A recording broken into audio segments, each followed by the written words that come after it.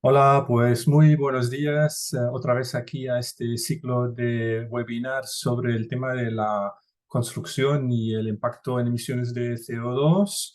Esto es el último de tres webinarios que estamos haciendo sobre este tema y que se van a ver todos en YouTube, en la canal de Energy House. Este webinario es, pues, como os podéis imaginar, para todos aquellos arquitectos técnicos e ingenieros que están preocupados en mejorar, optimizar su proyecto o la ejecución de obra para que sea, pues, no solo compatible con el estándar de la casa pasiva o de bajo consumo, sino también que reduzcan las emisiones de CO2 asociados en todo el siglo de la vida del edificio. Por lo tanto, pues vamos a hablar hoy sobre la madera. Es un material que está en vogue, o sea, de moda estos tiempos, me imagino que con razón. Y esperemos que no sea una cuestión pasajera, ¿no? En este webinario, pues vamos a ver cuáles son los retos a la hora de cuantificar el impacto de CO2 en la construcción cuando utilizamos la madera, ¿no? Somos Energy House, una empresa que desde el 2008 está dedicada al tema de la eficiencia energética, pero más allá, pues también organizamos, como veis aquí, por ejemplo, apuestas cubo de hielo. Es una apuesta, de hecho, con uno de los mejores carpinteros en Cataluña, Albert Fargas, que hizo esta pequeña mini casa pasiva que organizamos la apuesta de cubo de hielo en Barcelona. La foto es del Paseo de Gracia, y también pues tenemos una actividad destacada en la certificación y la consultoría de la casa pasiva, ¿no? Hemos empezado con un webinario en mayo, otro en junio, pues primero introduciendo todo el concepto de cómo cuantificar las emisiones de CO2 basado en la norma UNE 15978. Luego, pues hemos expuesto el caso del SHOPAS, donde pues, se aplicó una serie de medidas para que se certifique en CO2 balance neutro. Y hoy, pues vamos a entrar un poco en el tema de la madera. Antes de eso, quería recordar un poco la importancia del sector de la construcción en el cómputo global. Este gráfico es no solo a nivel de España o de Europa, sino a nivel internacional, y veis todo lo que son los colores en naranja, rojito. Es el impacto asociado a la construcción de edificios y también al propio uso de los edificios. Así que estamos conscientes que nuestra propia actividad de diseño y de ejecución de edificios, pues ha de cambiar el patrón, digamos, de tal como se hacían las cosas hasta pues, hace poco, y tenemos que ir reduciendo el impacto de CO2 global en la edificación, ¿no? Entonces, la madera a día de hoy, pues hay quien considera que es un material CO2 neutro. Se habla también de captación, desde luego, de CO2, o sea, de un balance de CO2 negativo, ¿no? Que en este caso, pues sería algo positivo, ¿no? Porque lo que queremos hacer es, con la captación, digamos, esta peculiaridad de la madera, que cuando crece va captando el CO2, pues es como un almacén de CO2. Entonces, en los conteos de CO2 se le puede restar esta cantidad de CO2 que ha ido captando a lo largo del propio crecimiento, ¿no? Entonces, es la madera CO2 neutra, positiva, negativa, nula, ¿no? Todos estos conceptos que pues ahora recurren en las redes, ¿no? Como muchas cosas en la vida, pues la contestación no es tan sencilla, o sea que no se puede decir sí o no, sino es una cuestión bastante compleja, de hecho, y en función de muchos parámetros, pues podemos considerar la madera, si la aplicamos en nuestro proyecto, sea como elemento estructural o, por ejemplo, como una fachada ventilada de madera, puede tender en una dirección o en la otra, ¿no? Así que me planteo aquí una serie de cuestiones que veis aquí. Hay como tres párrafos poco asociados a los tres etapas de vida de un edificio, ¿no? La primera etapa, que sería el inicio de la vida, o sea, lo que a veces también se llama como la cuna, ¿no? La cuna del edificio, que en inglés sería el upfront carbon, o sea, todo lo que es asociado con la propia elaboración del material, ¿no? Que en el caso de la madera es un poco peculiar. Luego hay la etapa operativa, que en los cálculos de ciclo de vida suelen ser 50 años, y luego tenemos la etapa de final de vida, que aquí también veis que es el end of life carbon, ¿no? Entonces, en la primera etapa, que es la cuna de este edificio, pues cuestiones como el árbol está tallado sin o con un certificado FSC o PEFC. Igual, me imagino que conocéis estos certificados de calidad de gestión ambiental de los bosques, ¿no? Esto también se asocia con, por ejemplo, la deforestación. Podemos comprar madera de bosques que no tienen un certificado y que pueden o no pues tener implicado una gestión sostenible de estos bosques, ¿no?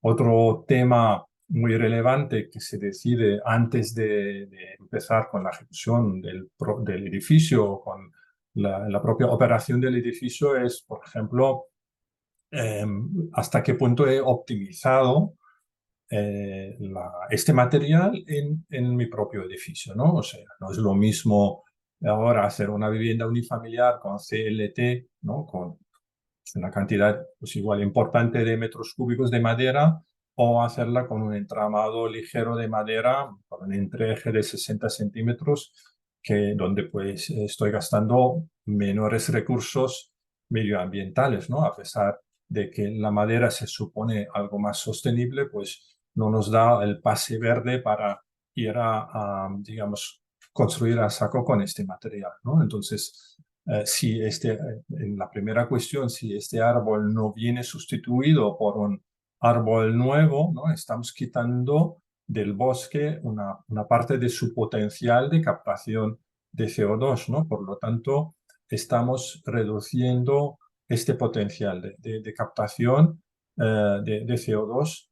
Y si tenemos esto como modelo de referencia, pues las emisiones serán positivas, o sea, estoy aumentando las emisiones, con lo cual es algo negativo, como he dicho en este caso, ¿no? Esto es una cuestión muy, muy importante. Luego, en lo que es la fase operativa del edificio, también hay cuestiones como, por ejemplo, todo el tema de la recircularidad del material, ¿no? O sea, cómo estoy haciendo las uniones constructivas de la madera, ¿no? Si las estoy colando con una cola blanca, o si estoy haciendo uniones mecánicas, que es un tema que igual a día de hoy pues me preocupa bien poco, y para el usuario pues no tendrá tanto impacto, ¿no? Pero para el final de vida, o cuando, por ejemplo, en una fachada ventilada, supongamos que después de 50 años pues hay que cambiar partes de la fachada y el edificio tiene una vida útil de 100 años, pues es más interesante, ¿no? Tener tornillos y así facilitar el desmontaje, ¿no? Entonces, esos son temas que también entran en el cómputo de las emisiones asociadas, ¿no? Lo mismo es también el tratamiento contra la humedad y contra los xilófagos de la madera, ¿no? Vemos proyectos donde pues, se hace un uso excesivo de protecciones de lasures, de protecciones que al final no deja de ser algo químico, y esto en algún momento dado pues va a entrar en el ciclo acuífero del planeta, ¿no? Con lo cual, si la madera, por ejemplo, está protegida en el interior, no hace falta, si está todo bien gestionado y la madera se monta de modo seco, o sea, con una humedad de masa menor del 20%, ¿no? Pues no hace falta tratamiento de esta manera, ¿no? En cambio, pues en determinadas situaciones expuestas a la intemperie, pues sí que conviene hacer un tratamiento adecuado, ¿no? Porque de este modo también puedo prolongar la vida de este material, ¿no? Entonces, hay que calibrar también muy bien este concepto. Hay una normativa europea que es la UNE 350 que pues me da pautas para cómo hacer este tratamiento protectivo, ¿no? Luego, pues lo que es todo lo que es asociado con el final de la vida, tenemos ahí una cuestión muy importante que lo que vamos a intentar desde luego es secuestrar esta madera dentro de la edificación, ¿no? O sea, el árbol ha ido captando CO2, lo hemos metido dentro del edificio, lo hemos convertido, digamos, en el edificio y en el día cuando esto se descompone o se quema la madera, supongamos después de 100 años, pues estas emisiones vuelven a disiparse y entran como un cómputo positivo de emisiones de CO2, ¿no? Entonces, la, la estrategia sería evitar ese escenario, ¿no? Con esto, digamos, podemos transmitir este problema a nuestros nietos y decir, pues de aquí 50 años, esta cuestión ya será resuelta y habrá una tecnología para captar la madera, para que la madera, pues, se mantiene en su forma y no se le vuelve a disipar las emisiones de CO2, ¿no? Así que el, el propio bosque, evidentemente, se puede considerar CO2 neutro, ¿no? Si supongamos un bosque que es estable, o sea, que no crece ni disminuye de dimensiones, ¿no? De lo que es la cantidad de árboles, ¿no? Aquí veis una imagen, una gráfica muy interesante de un estudio de UK, de Inglaterra, donde pues se ha ido cuantificando el potencial de captación de CO2 de un bosque, ¿no? Un bosque joven es que igual yo puedo ahora aquí activar la pluma, pues en en el punto inicial, veis que es un bosque joven que con la línea está a puntitos, pues va creciendo. En algún momento, supongamos que se va a establecer en una línea determinada, pues la misma cantidad de árboles que, que se descomponen, pues vienen sustituidos por nuevos árboles, ¿no? Esto sería, digamos, un bosque sin intervención del ser humano, ¿no? ¿Qué pasa ahora cuando nosotros pues venimos porque desde luego queremos vivir en edificios de madera porque es un material que gusta, ¿no? De tener, de poder vivir, ¿no? En este tipo de materiales, la cosa se hace un poco más complicada, ¿no? Así que el uso de la madera en la construcción, pues su impacto en el CO2 es más complejo, ¿no? Aquí tengo una serie de reflexiones que podemos ver conjuntamente, ¿no? Por ejemplo, al cortar el árbol, que hemos dicho del bosque un potencial de capturación de CO2, ¿no? El árbol cortado tiene que ser sustituido por un árbol joven, ¿no? Que pues tardará unos 50 años hasta tener la misma masa de madera, ¿no? Estos 50 años, este ritmo, lo veis en este gráfico, ¿no? Que veis que cada 50 años, estos son 50 años, pues hay este corte del árbol, ¿no? Aquí esta línea en roja, ¿no? Con lo cual estoy en el momento donde corto el árbol, estoy reduciendo el potencial de CO2 de este bosque, ¿no? Y lo que sí que cuando prescribo en el proyecto madera con certificado FSC o PFEC, pues se supone que crece un nuevo árbol que poco a poco va recuperando eh, este corte, ¿no? Y este nuevo árbol, bueno, el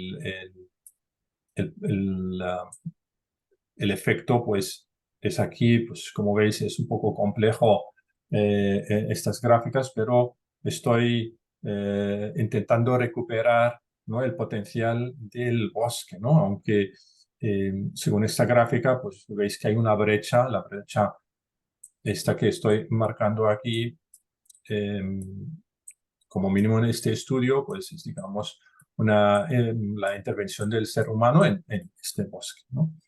El segundo punto, ¿no?, la descompensación, la descomposición del sistema de raíz del árbol también emite CO2 a la atmósfera, ¿no? O sea, cuando se corta el árbol se queda la raíz en el suelo.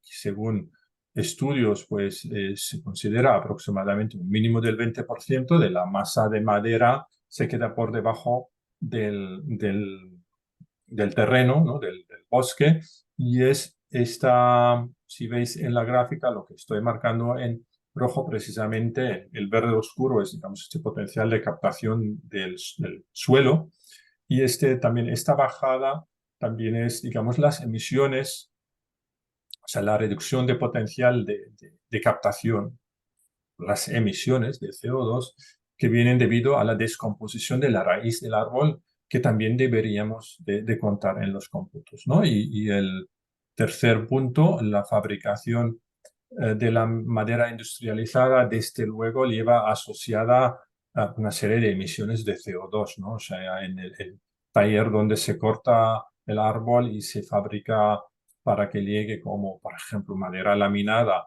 a la obra, pues tiene una serie de procesos industrializados que pueden ser muy pocos o mayores, ¿no? En función también, por ejemplo, del mix eléctrico, energético de la aserralladora que está trabajando el árbol, ¿no? O sea, aquí influye toda una serie de elementos, ¿no? Por eso, lo que aquí no se ve ahora porque está tapado, pero voy a cambiar aquí hacia arriba.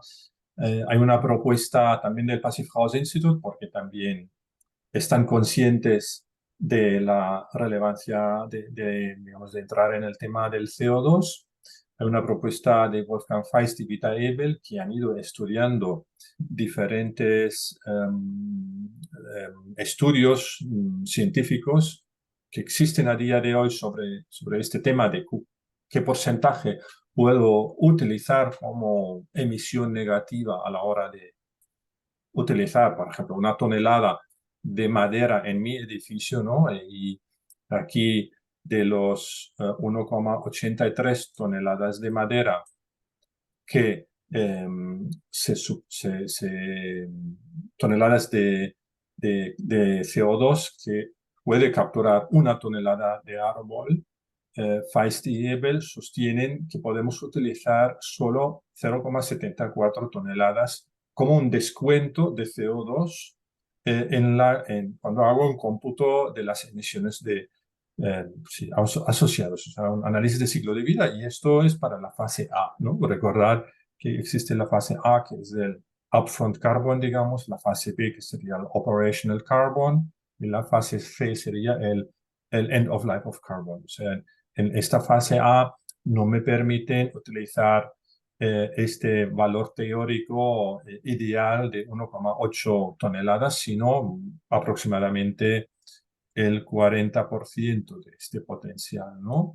Esto suponiendo, de hecho, que es una madera con un certificado de gestión sostenible de tipo FSC, sin tener en cuenta el final de vida, ¿no? Así que recomendaciones, como ya veis que es un tema complejo, pues, la contesta no es así tan evidente, ¿no? Entonces hay una serie de recomendaciones, siempre el que lo quiere cuantificar y saber de modo más detallado, pues los análisis de ciclo de vida, ya, que nos dan una herramienta para hacer este conteo, ¿no?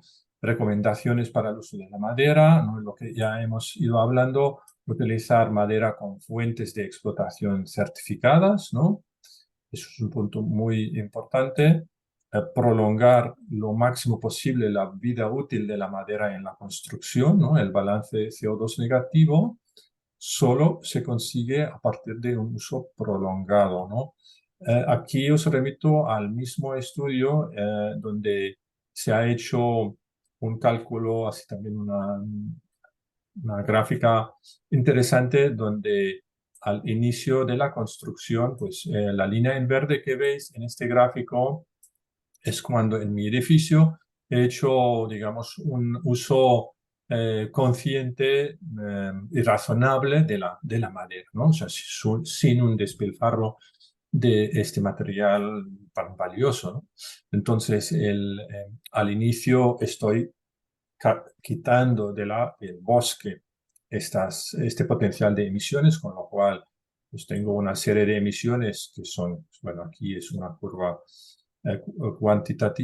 cualitativa, ¿no? Veis comparado lo mismo si el mismo edificio lo hubiera hecho con un uso excesivo de los recursos de la madera, ¿no? Entonces pues hay una diferencia importante. Y aquí la curva en verde pues va reduciéndose año por año porque precisamente cada año el árbol que viene sustituido del árbol que hemos metido aquí, ¿no? Si esto es mi árbol, a ver, estoy intentando dibujar un árbol en horizontal, no es fácil, abajo, pues va recompensando, ¿no? Este gasto y poco a poco puedo incluso llegar a un balance negativo de las emisiones, ¿no? Si yo consigo que mi edificio o la madera que tengo captado en el edificio prolongo, digamos, la vida útil del edificio de este material a, digamos, a 100 años, pues el cómputo empieza a ser negativo, pero esto pasando igual 30, 40 años, ¿no? Hasta que llego al balance de CO2 neutro y donde puedo empezar a decir, que ahora estoy ganando emisiones de CO2, ¿no?